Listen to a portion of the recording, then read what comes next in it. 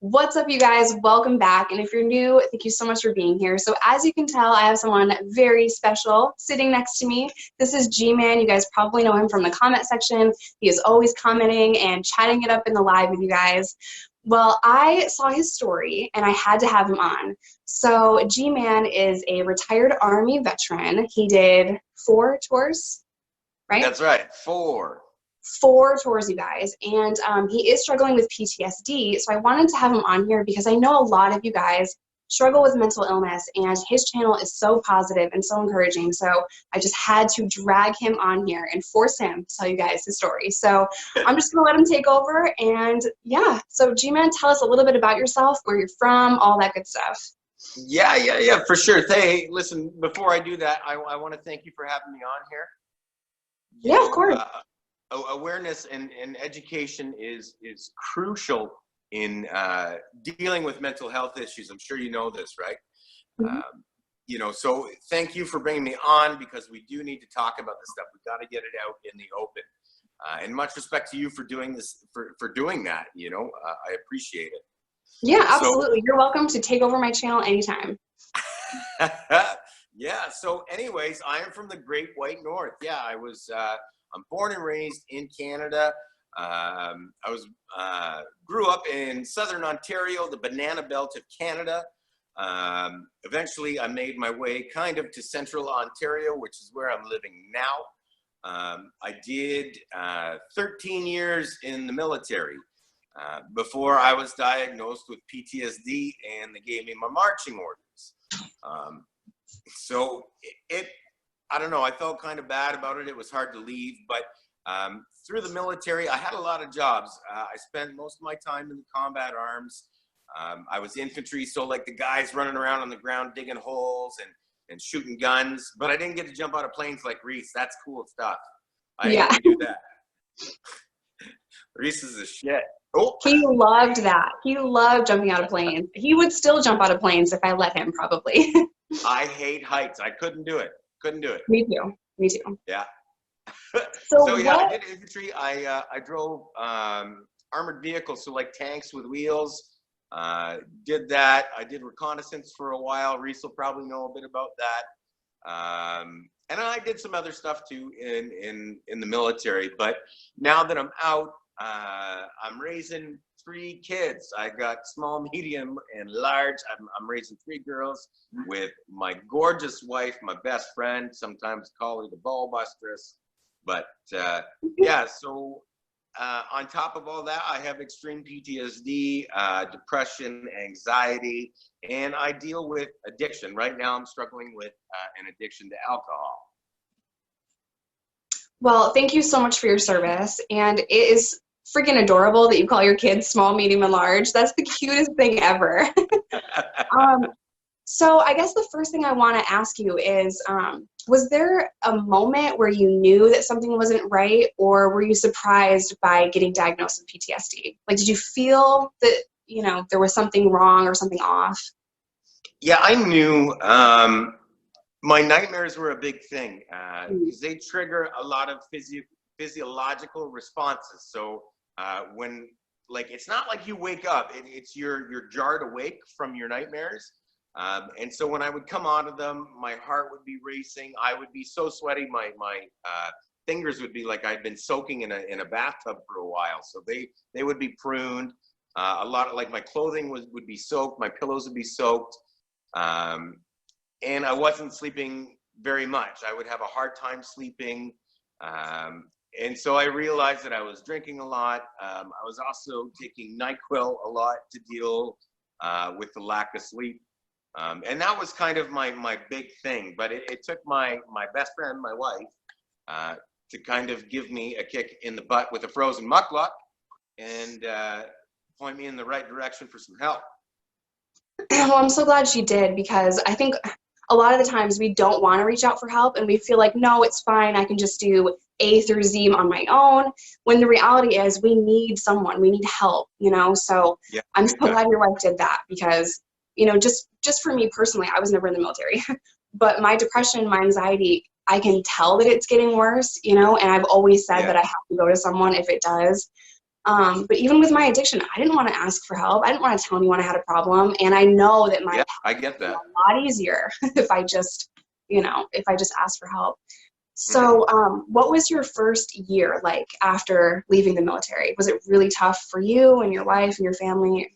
Tell me a little bit more about that. Yeah, it was very difficult. You struggle. There's a huge identity crisis that you have because you're now transitioning from, um, you know, having been a soldier for so long to now being a civilian. Um, and Reese will probably tell you he goes through the same thing, but I bet anyways. But you know, that's something all you wanted to do your life. You do it as your career, and now all of a sudden it's gone, and you're a young person. You know what I mean? So you struggle with Mhm. that. You also have your demons that you're dealing with from PTSD, right? And a lot of that turns into aggression, addiction, sleeplessness, and these are all the kind of things I was dealing with through that, that first year and even beyond.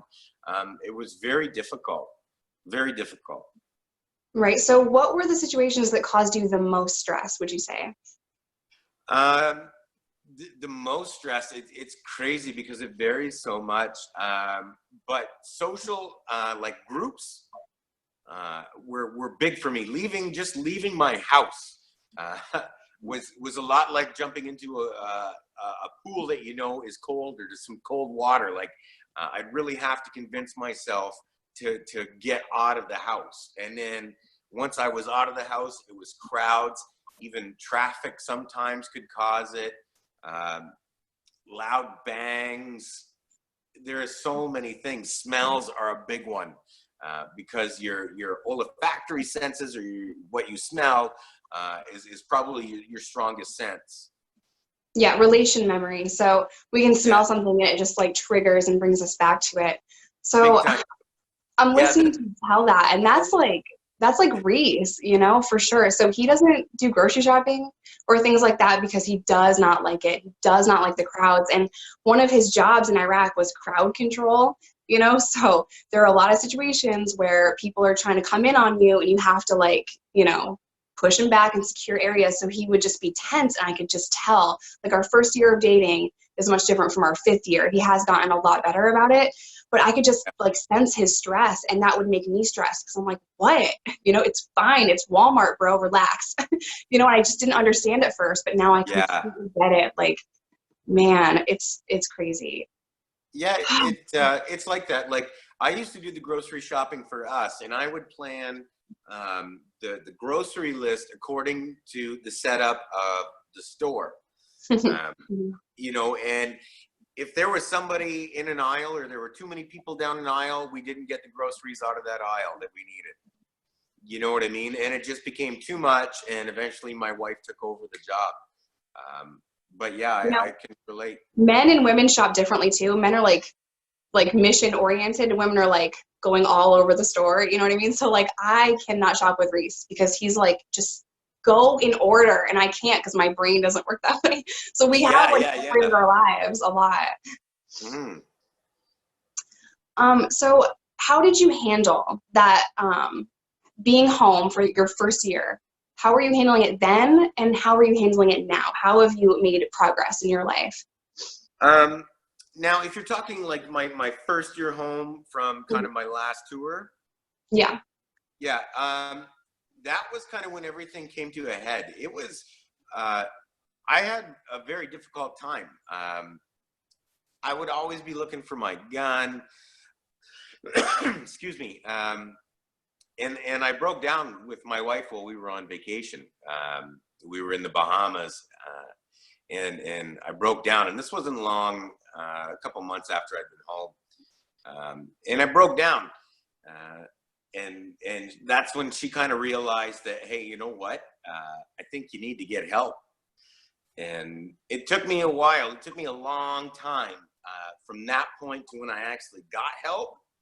Uh, but that was kind of the first sort of step in the right direction, I would say.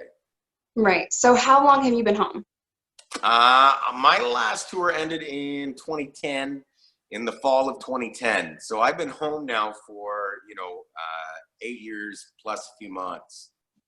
That's awesome. I'm so glad you're home. Hey, I'm you. listening to you like mention trying to transition from serving your country to being a civilian, and I cannot even help but to think it's kind of like that with prison because you're very Yeah, used to being an inmate. You're used to being in a controlled setting. You don't have many options for things. You're living a certain way. To go from that to the free world, I mean, it's so stressful. And I don't want it to is. your situation is much more serious, and I commend you for your service to your country. You're amazing. Hey, But thank you. I'm just trying to show you the parallels there. There's a lot of similarities between prison and the military that you wouldn't necessarily think. So I Yeah. remember coming home and just being so overwhelmed just by the freaking chip aisle in the grocery store. Yes, yes. Oh, I can totally relate. And you know what's crazy is that my first tour was a peacekeeping mission in the former Yugoslavia. And I remember before I was shipping out to go home, I had tried to extend my deployment. I wanted to stay for another one. They wouldn't let me, but I remember having nightmares about having to go back to regular life. And so, yeah, I can relate. And that's kind of one of the reasons why I follow a lot of these prison channels, because I see a lot of those parallels. I can relate to a lot of it. It's so funny, you wouldn't even think, just the uniforms. My uniform was called a Class A. So Yeah, I talked to Reese about it, and he's like, what'd you say? Class A, because that's what it was called for you, right? yeah. Well, ours are a little different, but yeah, we kind of have a similar setup. Yeah. It's so strange, dude. I'm very glad I'm never gonna go back to prison, but that's just why I had to have you on, because I know for We're some of happy my to have you out. You're yeah, good right? people. Shit. Trust me, I'm happy to be out. But a lot of people are like, why do you have a veteran? But guys, I'm telling you right now, so many similarities between the military and prison life. It's crazy. Not that my situation was good. I'm never going to glorify prison or say that I'm a badass for going to prison. I am not at all. G-Man is much more the badass than me. But I just want to show No you guys way. You so got many my similarities. respect, yo. Dude, no. All of my respect goes to you. I was not a badass at all. I was Well, I not. think so. I appreciate that. But okay, so just to get back on track here, the Yes. last thing I'm going to ask you, and then we can just chop it up, or you can ask me whatever questions you have, is what would be your advice to someone struggling with PTSD? And then follow that with what would be your advice to family members of people struggling with PTSD? Okay, so if you're struggling with PTSD, like you haven't gone for help yet, you're just kind of on your own. The thing I want to tell you is that you're strong and that you're a survivor. And you know how I know that is because you're here right now. You already survived the trauma that you went through. You come through that, okay? And you can make it that much further, all right? You just need to reach out. There are plenty of us willing to give you a hand up, okay? Just reach for it, okay? And if you're to the point where you're, thinking about ending it, please do not, again, reach out. There are numbers, there are websites, okay? There are other ways to deal with what you're going through right now. I've been in therapy for 7 years, and I do therapy every week, okay? But you can do this. Stay strong, reach out, we're there for you. That's amazing advice. Amazing advice. Hey, thanks. And, to family members, I'm going to offer a lot of the same advice. Is to stay strong. Remember that they're not really going to want to talk about their incident. Okay, so don't try to press them to talk about it. If they do start talking about it, by all means encourage it, but make sure that you do it in an environment that is conducive to it. So make sure that you're focused on what they have to say. So put the cell phones away, shut off the TV, okay? Get the distractions out of there and just give your time to them, because this could be the first time that they've told anybody about this, and this could be a lifesaver. Okay, so be there, be open to it. And then the last thing I will tell you, there's a whole bunch of other things in between, but the other thing is to look after yourself. Okay, because if you are you've worn yourself ragged because you're looking after your loved one who has PTSD, okay, you're no longer going to be able to provide that support to them because you're now out of commission, okay? So look after yourself, please, too, okay? Take care of yourself. I love what you said about when they are ready to talk, pay attention, because, you know, just for me, Reese doesn't talk about it very often. So, and it has taken us years to get to the point where he is sharing different stories. But when he does, like, I know, like, put the phone down and listen. And I genuinely want to hear it, but I don't ask on a regular basis. You know, he shares when he's ready to share. He tells me stories when he wants to, you know, so I don't want to pressure him to be like, tell me your most gory war story. Like, I'm never going to say that to him. You know, he will talk when he wants to. So I think that's really good advice. Before we let everyone on YouTube go, is there anything else that you want to say or any questions you have for me? You know, for now, my big thing to you and to your viewers is that, you know, if you're suffering right now, stay strong. Like, I know that you deal with addiction and mental health issues, but you're momming like a boss. You're out here YouTubing. You know, you've got your university on the go.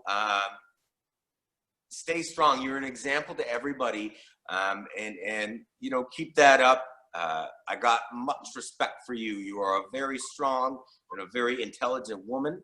You know, keep it up. You're a great example to all the young ladies out there. Well, I send all that positivity right back at you, and I will leave Gman's YouTube channel in the description box below. Definitely go check it out. He is awesome, even for just a random story here and there. Even if you do not have PTSD, he's so funny. So go check out his YouTube channel. And you're gonna make me blush here. You're making me blush. He's blushing. No, you're in Canada. It's cold. That's why you're red. Is it? It's quite cold. All right, you guys. I will catch you in my next video, and if you like this, let us know, and I will have Gman on whenever he is available. Great. I'd love to be back. Thank you for having me. Of course.